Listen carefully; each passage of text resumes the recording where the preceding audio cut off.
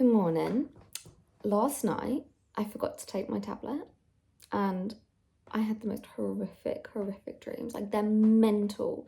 Like, it's almost like a demon can come into like my deepest, darkest fears and convince me of anything. And then I woke up by like shouting. I also mixed with like sleep paralysis as well. And my first thought was that was horrific. Have I had my tablet? Which I think really showcases like how much of an impact I've come to realize the tablets have on me. Like I've been taking them for a year, so I know like the side effects pretty well, and when I definitely forget to take it, my dreams are so scary. And I had like sweats and everything, which is another side effect just by itself.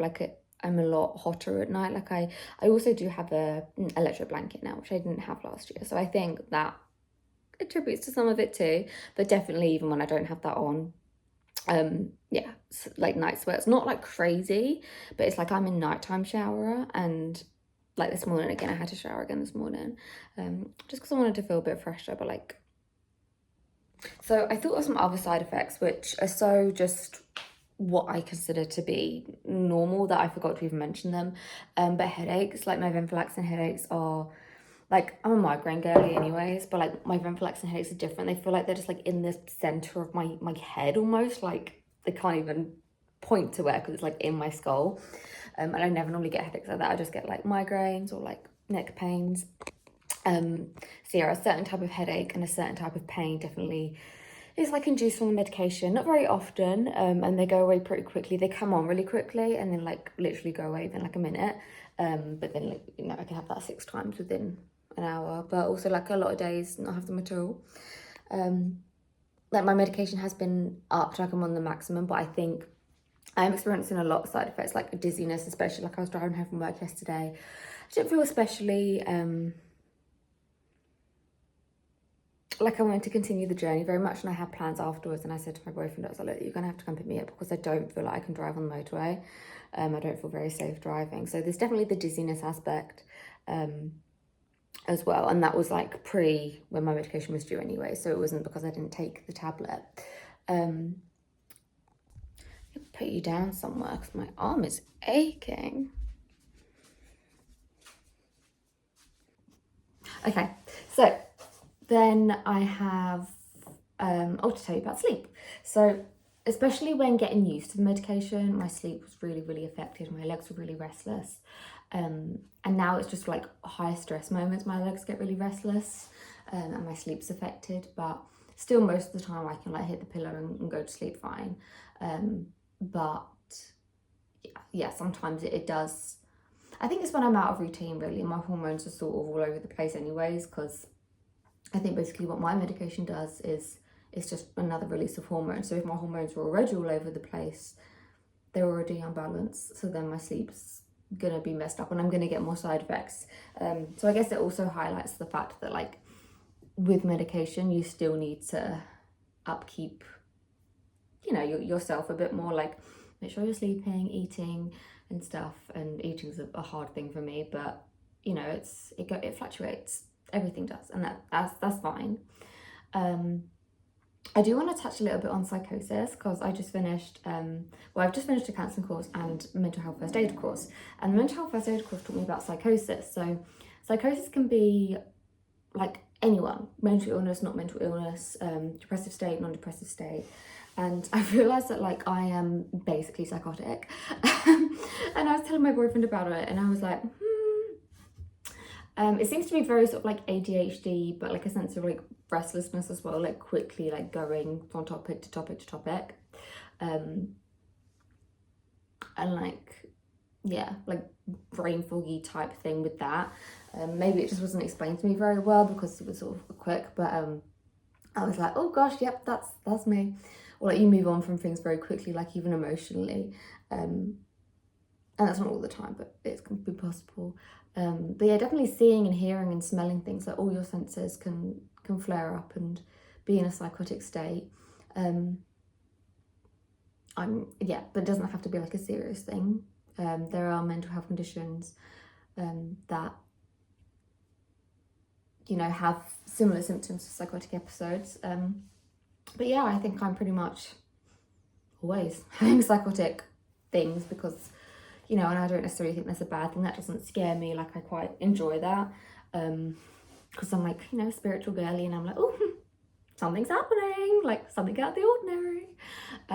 You know, I don't like see full form figures and stuff, just like, you know, you just have like you can see it in like your mind's eye, but not in like, you know, strange. But yeah, so that's quite a normal thing, and it doesn't mean you're crazy or anything like that.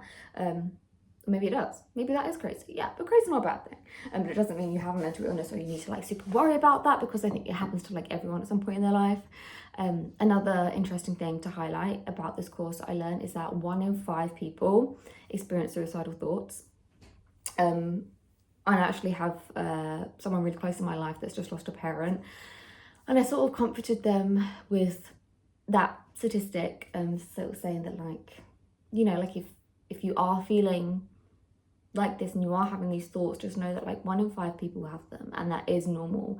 And I don't mean to say that even to you as like a discrediting factor for how you're feeling, but just like sometimes people, I guess mainly especially older generations as well, find it hard to sort of accept you have a mental illness, or like think if you have a mental illness you're, what's it, they quoted like one flew over the cuckoo's nest or something like that. One flew over the cuckoo's nest, sorry, I'm a mumbler. And yeah, like, whereas, you know, like, you could tell me that I've got like 6 different diagnoses and I'll be like, thank you, because now I know how to address them. Whereas I feel like some people don't like to have a diagnosis of something or to be labelled as having a certain illness, and that can, you know, make people spiral down even more, thinking like, oh gosh, is this going to affect me like this and like this? And I think it's just about education really, of the topics, but also it's still scary, and it's, you know, down to the individual. But sometimes I think that can be quite comforting to know that like you're not, like 1 in 5 people experience suicidal thoughts. I'm pretty sure I know you and I have, you know, our algorithms like showing us this video. But and things are hard, like life is unexpected, and I think there's something beautiful and unifying about us wanting to escape and wanting something better for ourselves. But yeah, I'm not trained in, you know, things suicide related, but well, I have training on crisis of it. But yeah, anyways, I digress. But yeah, so that's just a comforting thing to find that, and also I think it's helped me realize that like maybe I don't need to be on the high medication, because it is a very, very common thought. And my trainer, when I was doing my mental health first aider course, was sort of saying that like when it becomes a crisis point is when you sort of think about like how, like, it's normal to have feelings of like, I don't want to do it anymore. But then if you know, even slightly wonder like, how would I do it?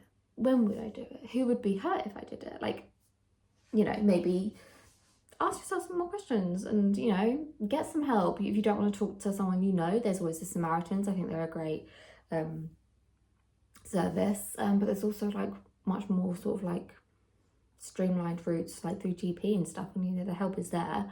And I will link lots of lovely things to hopefully help you as well if you are experiencing that and don't know what to do. But yeah, for me, like, I have a lot of suicidal thoughts, like especially before I upped my medication, and that's why my doctor upped it, because, you know, I guess in a sense they're not liable, but they must feel a sense of responsibility, I guess. If I did end things, they're like, shit, I should have upped her meds. But actually I don't know if I require the extra meds, because it's more of a normal thought to think, oh, I just want to kill myself. And if like I've had those thoughts since I was a child, then like it's probably habit in my head. Like I know how to deal with it now around me and stuff like that. So, you know, maybe I'll take the plunge and go on a lower meds. But because the side effects are getting a bit, it's just a bit like inconvenient, especially like now it's the holidays, like I'm busy all the time, and it's like okay, but I'm dizzy. But like I'm so dizzy. And that makes me feel not very good about myself and things like that. But anyways, that is the sort of sum up that I wanted to give the little extra bits for that too.